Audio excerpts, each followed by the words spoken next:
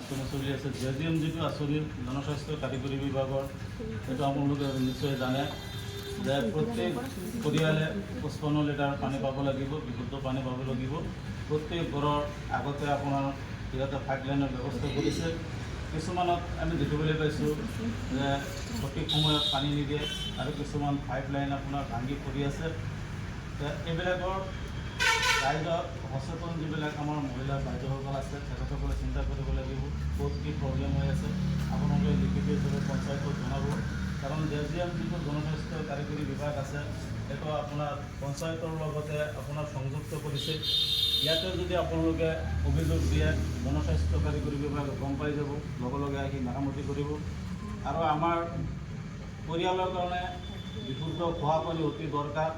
আমি যদি বিশুদ্ধ খোৱা পানী নাখাওঁ, আমাৰ ল'ৰা ছোৱালীলৈকে আমাৰ গোটেই পৰিয়াল বেমাৰত পৰাৰ সন্দেহ থাকে, বেমাৰী ৰোগীয়ে হ'ব।